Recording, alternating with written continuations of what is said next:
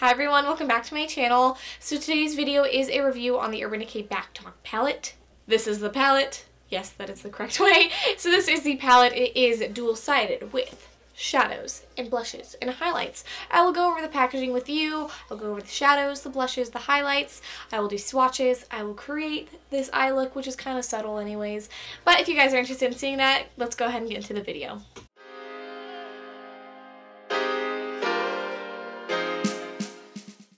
So I already have a little bit of blush on because I forgot I was filming this video, but I'm going to go ahead and apply just like a little bit more so you guys can kind of get the idea.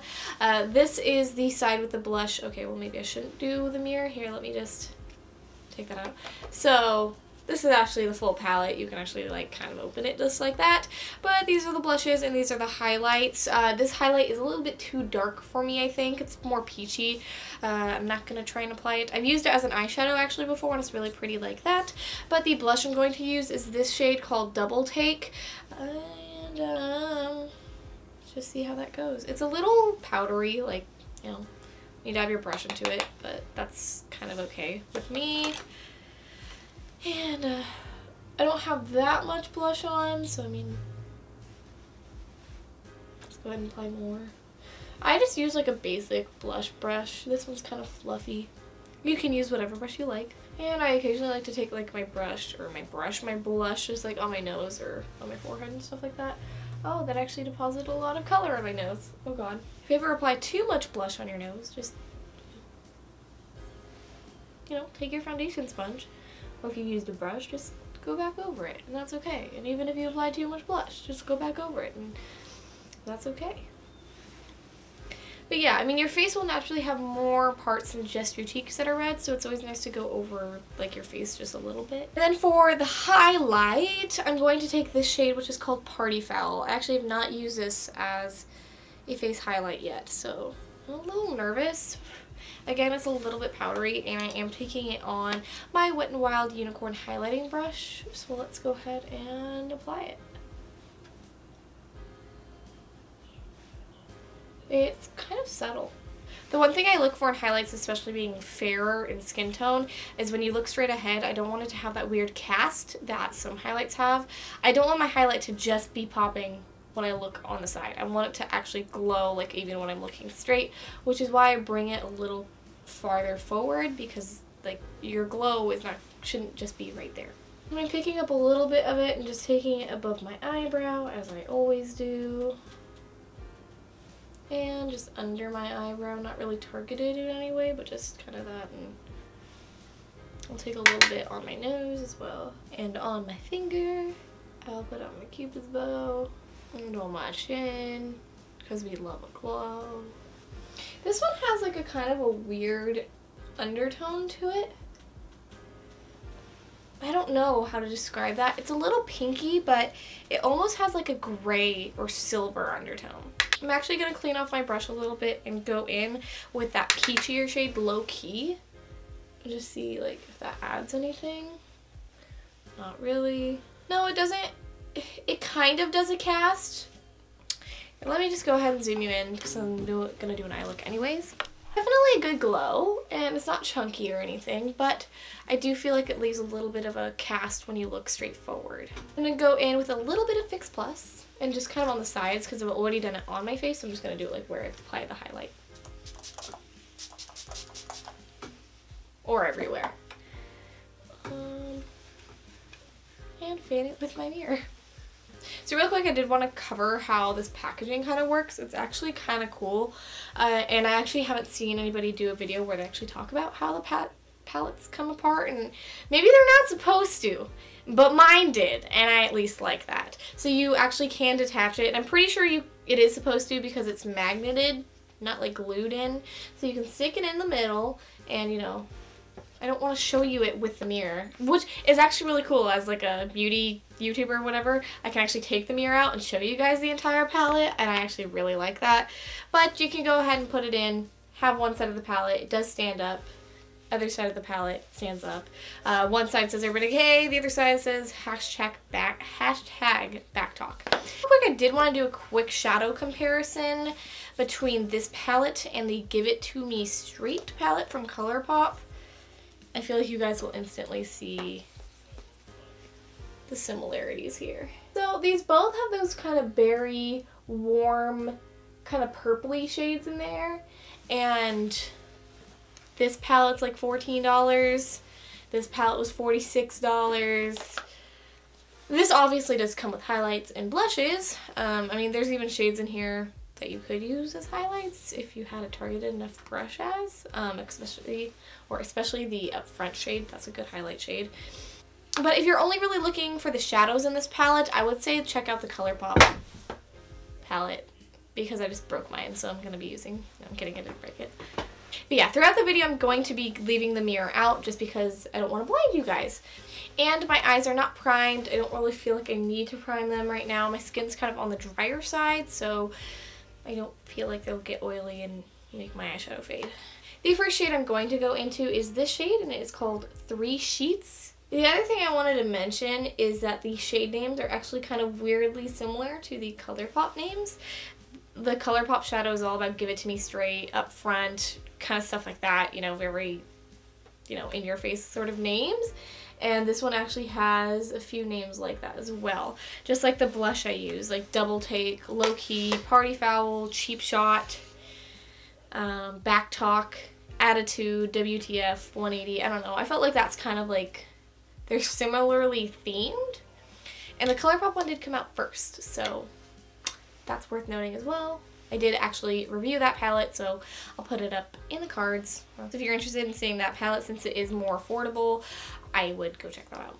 And then the shade I'm going to take into my crease, because it's one of the very few matte shades, is going to be Back Talk, which the Back Talk palette, so it must be the shade that the palette is inspired after. And I'm just taking that into my crease with a fluffy brush and kind of inner and outer corner windshield wiper motions and circular motions. The first thing I will say about this palette that is a negative for me is how few matte shades there are. I feel like you will always have to use the same crease color, always same outer lid, and you know, just kind of limited there. But yeah, you can use the blush shades as crease colors if you really want to, but the blush shades are similar enough to this Back Talk shade where it's whatever. And for the outer corner, I'm going to take this shade, WTF, which is kind of like a warm, darker, medium brown. I don't know how to describe colors, you guys. And I'm taking this on a Morphe M519. I'm not sure when I'm posting this, but by the time I'm posting this, I actually might be in Arizona. I am going to be in Arizona from March 22nd through the 26th for my birthday. I'm turning 18 on the 24th, which is very exciting. And I'm actually driving because I live in Northern California. So it's about an 11 to 12 hour drive. But on the way there, my dad and I are stopping in LA, and we're actually going to go to the Morphe store in Burbank, which I'm really excited about. I feel like if you're going to do a look, I feel like a sneeze is coming, it's always going to start with this as the base. The crease color, outer corner, and then a lid shade. It's pretty much always going to be the same. And that's one thing about this palette I don't really like, but is also kind of nice because you kind of have a base and you don't need to worry about it. Okay, and this lid shade I'm going to go in with is the shade Curve, and it's the 3rd shade. It's a kind of champagne-y shade with a little bit of shimmer and like a little bit of a glitter running throughout it. I'm going to pick it up with a just flat shadow brush, and I am going to wet it because I usually wet all of my shadow lid shades, so pretty good with me. Okay, the shade is not very pigmented. I mean, it is, but I think it's literally the same shade as my skin tone, so I don't know about this one. I'll make sure I'm picking it up from the shade while the brush is wet, which I don't like doing, but okay, that's kind of pretty. It's not a really punchy shade. I'm falling out of my chair. I do that pretty much every video, don't I? Yeah, the shade goes on a little bit more pink than it looks in the pan. In the pan, it doesn't look pink at all. It has like almost a bronzy undertone, and definitely goes on definitely more pink. Which again, I don't mind, but it's not what I was expecting. I'm going to take the Party Foul shade, which is the highlight shade, just on my ring finger in my inner corner. I don't have nails for once, so I can do this, so I'm going to. And so for my lower lash line, I'm literally just going to duplicate what I did in my crease in my outer corner. I'm going to take Back Talk all over the lower lash line, and then WTF on the outer part of it. Okay, you guys, I think that's the look. It's pretty simple, but I'm going to go ahead and put on some mascara and a lip because I desperately need that. And I will be right back to give you swatches and my final thoughts. So I went ahead and put on some purple eyeliner, top and bottom waterline, and this is the ColourPop eyeliner in No Shame. And I put on the Jeffree Star Lip Ammo in Sinister, and that's from his Lovesick collection. I do believe it's still in stock. $18, really not a bad price, and it's a really pretty lipstick, so it's nice. The mascara I'm wearing is the Benefit Bad Gal mascara, which again I do have a review on. I also have a review on the Lovesick collection as well. I'll go ahead and put those there, but you can also go ahead and just check out the videos on my channel. Go ahead and do some swatches for you guys. There's 8 shades of shadows. I'm going to go ahead and do 4 at a time because I have 4 swatching fingers, which we've been over on my channel. These are not very pigmented, like, when I look at them, which Urban Decay is kind of notorious for, especially with shimmer shades. So from here over, that is 3 sheets, which is the shade I used all over my eyes, Bare Curve, which is the shade I used on my lid, and Backtalk, which is the shade I used all over my crease. It looks really weirdly red on camera. It's definitely a lot more muted, I feel. It totally does not look how it does in the pan, I feel. Really weird. Those remaining shades are Shade, Attitude, WTF, and 180. Please excuse my dad playing with my dogs. Why are the blushes more pigmented than the shadows? Okay, so these are the 2 blushes as well as the 2 highlights.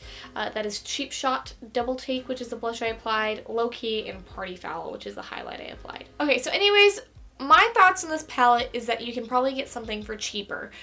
The highlight is very kind of mediocre to me. I have plenty of highlight palettes, plenty of single highlights that I like and like better.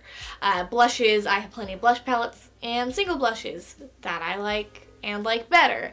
Shadows, that ColourPop palette is way better, more pigmented, and actually comes with more shadows for way less money.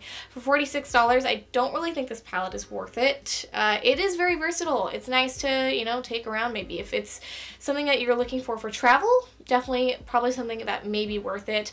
I will be traveling, but I still don't see myself taking it with me. Especially when it comes to makeup, it is all personal preference. If you like those tones and you really want shadows and blushes and highlights that go with those sort of tones, then get it. It's $46 though, I'm pretty sure. 46? 46. She was agreeing. Yes. Kira is correcting me and saying yes, it is 46. So yeah, anyways guys, I'm pretty sure that kind of sums up my thoughts. I don't really have much more to say. I do have it in my collection, and I don't mind having it in my collection. I will keep it. I won't be returning it or giving it away. But it's definitely not something that I think you should run out and get. It's not, like, mind-blowing. It's definitely easy to blend shadows and maybe easier to apply, but the shimmers aren't as pigmented, and the mattes, there's not enough of them. But yeah, anyways, thank you guys so much for watching. If you like me or like this video, please subscribe, and I'll see you next time. Bye.